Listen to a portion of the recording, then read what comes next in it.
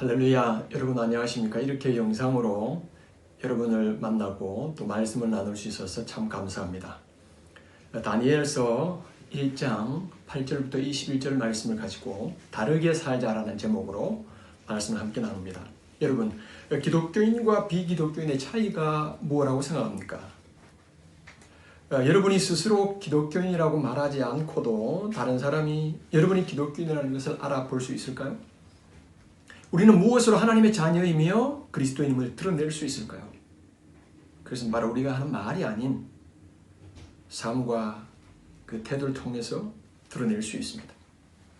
우리는 세상 사람들과는 다른 삶을 통해 이 세상에 감동을 주는 그리스도인이어야 합니다. 예수님 우리에게 그리스도인으로서의 바른 가치관, 또 세상 사람들과 구별된 삶의 태도를 말씀하셨습니다. 우리가 잘 아는 산상수훈을 통해서 그리스도인들이 세상 사람들과 얼마나 차원이 다른 삶을 살아야 하는지에 대해서 구체적으로 말씀하셨습니다. 우리가 손해를 보고 불이익을 당한다고 할지라도 그리스도인으로서의 정체성을 절대 잃어버리지 않고 살아가라고 말씀하십니다. 우리는 하나님의 자녀이고 새로운 피조물이지만 문제는 신분이 바뀌었음에도 불구하고 우리 속에는 아직도 여전히 죄성과 옛날의 습관이 남아 있다는 것입니다. 그렇기 때문에 우리는 날마다 하나님의 말씀과 기도를 통해서 훈련해야 하고 경건의 훈련, 거룩의 훈련을 해야 합니다. 신앙생활은 계속해서 옛것을 벗어버리고 하나님께서 주시는 새로운 것으로 채워가는 과정입니다. 비워야 채울 수 있고 버려야 새로운 것으로 채울 수 있습니다. 우리는 하나님의 자녀이기 때문에 세상 사람들과 똑같은, 또 세상 사람들과 구별되지 않은 그런 삶을 살면 안 됩니다. 아무렇게나 살아서는 안 됩니다. 세상 사람들과는 다른 목적과 가치관을 가지고 살아가는 것이 필요합니다. 세상 사람들과는 분명히 구별된 삶의 스타일과 태도가 있어야 합니다. 저는 오늘 여러분들에게 자신들의 의지와 상관없이 외국의 포로로 끌려간 상황 속에서도 이렇게 다른 삶을 훌륭하게 살아냈던 청년들에 대해서 이야기하고자 합니다. 남유다 왕국은 기원전 605년 바벨론의 느부갓네살 왕의 군대에 의해 침략을 당하게 됩니다. 이때 예루살렘에 살던 왕족과 귀족들 중 많은 사람들을 포로로 끌고 갔습니다. 그리고 이들 중에 흠이 없고 얼굴이 잘생기고 똑똑해 보이고 많은 교육을 받았고 또 학문에 익숙한 사람들을, 청년들을 데리고 갑니다. 다시 말하면 그 당시 최고 엘리트들을 바벨론으로 데리고 간 것입니다. 이들 중에 다니엘과 그의 세 친구들이 있었습니다. 이들에게 3년간 바벨론의 학문과 언어를 가르치고 그래서 결국 왕궁에서 이들을 부려먹도록 하기 위해서 데려갔습니다. 이들은 왕이 지정한 음식, 지정한 포도주를 마시면서 교육을 받았습니다.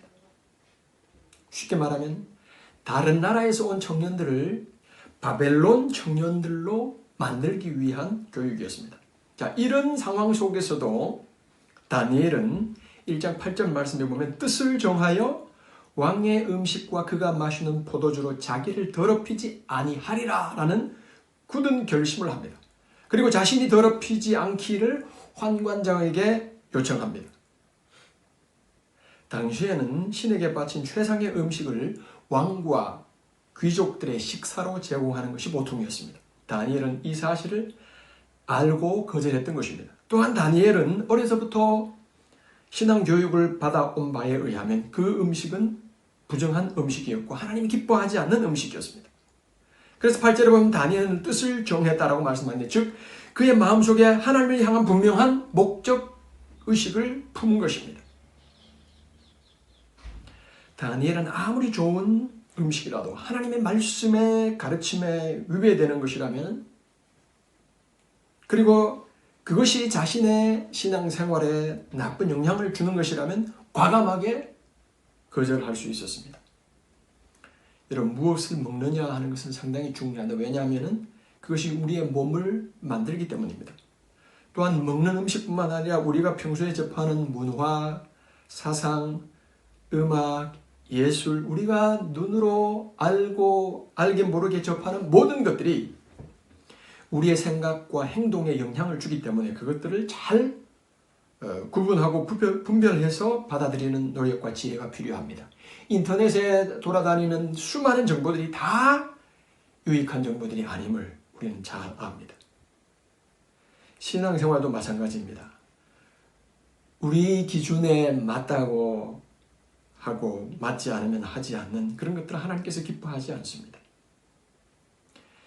우리의 입에 달다고 우리의 건강에 다 이로운 음식은 아닌 것처럼, 하나님의 말씀은 때로는 경고의 말씀과 책망의 말씀도 있습니다. 그런 하나님의 말씀도 받아들일 줄 아는 믿음이 필요합니다. 우리는 아무 생각 없이 세상과 타협하고 세상의 문화에 아무 생각 없이 섞이고 나쁜 문화를 아무 여과 없이 받아들일 수 있습니다. 이 시대의 문화에 동화되지 않고 거룩한 삶을 살겠다는 결심이 필요합니다. 로마서 12장 말씀에도 이 세대를 본받지 말라고 권면합니다. 그러나 세상 사람들과 구별되고 다르게 사는 것은 결코 쉬운 것만은 아닙니다. 왜냐하면 우리 모두는 동질감이 있어야 편안함을 느끼는 본성이 있기 때문입니다.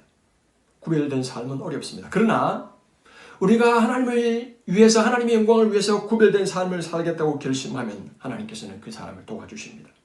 9절 말씀에 보면 하나님이 다니엘로 환관장에게 은혜와 긍휼을 얻게 하셨다라고 말씀합니다. 우리의 믿음의 결단이 하나님을 기쁘시게 하면 하나님께서는 그 모든 상황들을 주관해 나가십니다. 다니엘은 왕의 수석 비서관에게 은혜를 입도록 하나님께서 배후에서 역사해 주셨습니다.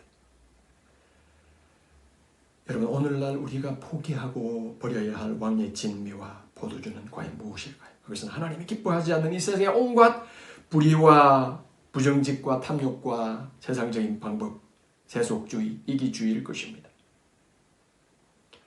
자, 이렇게 구별되고 거룩한 삶, 세상 사람들과는 다르게 사는 삶을 살겠다고 결심하고 그것을 실천했을 때에 하나님은 다니엘과 그의 세 친구들에게 어떤 복을 주셨습니까?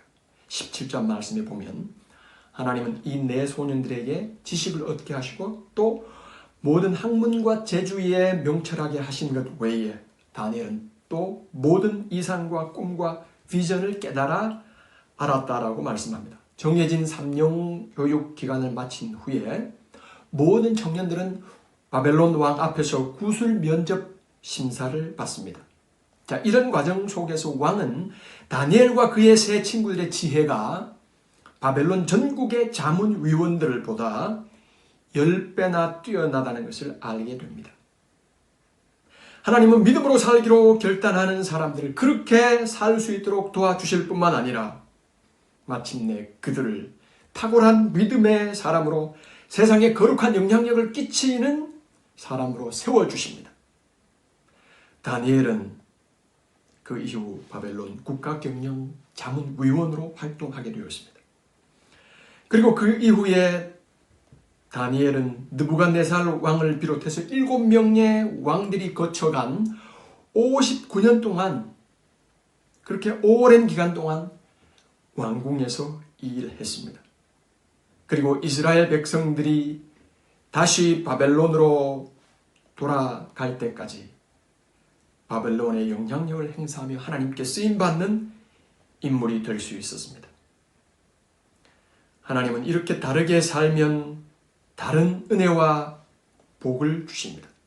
다르게 살면 다른 사람들이 경험할 수 없는 남다른 은혜를 경험하게 하십니다. 다르게 살면 하나님께 쓰임받을 뿐만 아니라 많은 사람을 유익하게 하는 하나님의 귀한 일꾼으로 쓰임받게 됩니다. 하나님은 지금도 이렇게 세상 사람들과 다르게 살아가는 그리스도인을 통해 일하십니다. 다르게 사는 것이 바르게 사는 것입니다. 하나님께서 우리 모두에게 이런 세상의 가치관과 기준과 다른 차원의 삶을 살아낼 수 있는 은혜와 힘을 주시기를 축복합니다. 하나님의 영광을 위한 거룩한 목적을 품으십시오.